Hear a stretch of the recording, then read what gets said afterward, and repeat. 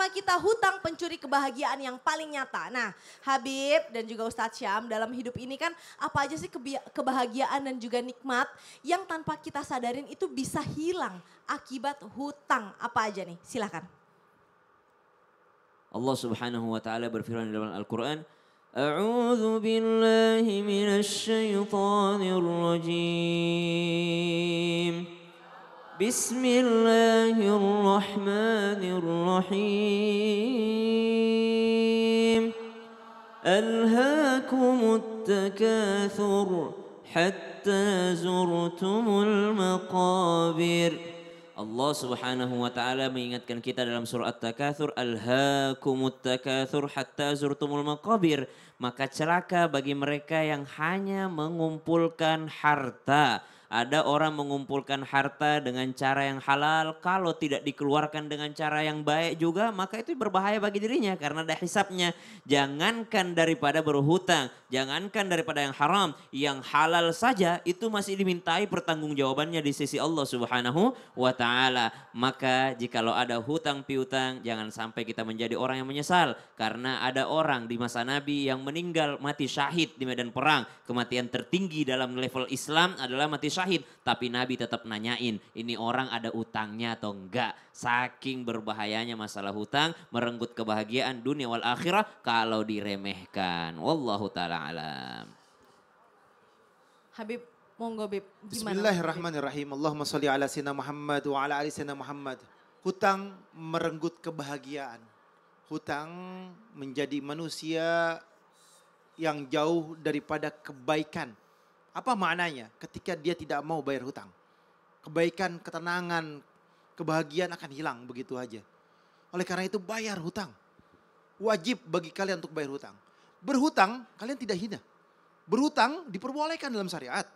Bahkan berhutang itu merupakan diajarkan oleh Rasulullah. Rasulullah berhutang. Gak jadi masalah. Tapi niat untuk bayar. Tapi ingat punya hutang dikedepankan saya mau bayar hutang. Dimudahkan sama Allah. Tapi ketika dia niat gak mau bayar hutang. Maka celaka, binasa, kehancuran yang terjadi pada dirinya. Karena apa? Karena manusia tersebut adalah manusia yang jauh daripada naungan dan ridhonya Allah.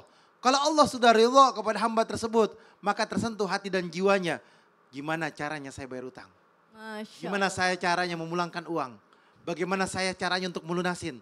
Ya Allah, mudahkanlah langkah dan jalan saya untuk melunasi. Ya Allah, jadikanlah pekerjaan saya mendapatkan hasil yang baik, yang berkah, yang banyak, yang nikmat. Ini hamba Allah. Inilah hamba Allah. Yang bagaimana? Yang dia niat buat bayar utang. Apalagi kita tahu, kita paham. Kita punya orang tua, misalkan orang tua kita hutang. Harus dicatat jumlahnya. Dihitung orang tua saya punya hutang sekian sama saya bulan. Saya punya keluarga punya hutang sekian. Diri saya ini punya hutang sekian. Oleh karena itu hutang itu harus ada saksinya. Jangan kalian berhutang sendiri. Nggak boleh. Harus ada saksinya. Dan ketika kalian mempunyai istri, kasih tahu sama istri kalian. Saya punya hutang sekian. Nanti kalau saya berpulang ke rahmatullah, saya punya usaha, maka pulangkanlah uangnya. Ini bukan hak saya, tapi punya orang lain. Sehingga apa? Sehingga hutang tersebut tidak dibawa mati. Karena ketika dia dibawa mati, maka celaka dia. Bahaya dia. Bisa jadi amal ibadahnya habis, bisa jadi masuk ke dalam nerakanya Allah, bisa jadi terketang-katung. Atau berada di dalam apa? Di dalam tempat yang antara surga ataupun neraka. Oleh karena itu bertaubat, minta ampunan kepada Allah. Dekatkan diri kepada Allah Subhanahu wa taala. Berharap ya Allah selamatkanlah aku dari hutang. Ya Allah selamatkanlah aku dari manusia-manusia yang rentenir. Ya Allah selamatkanlah aku dari manusia yang suka riba.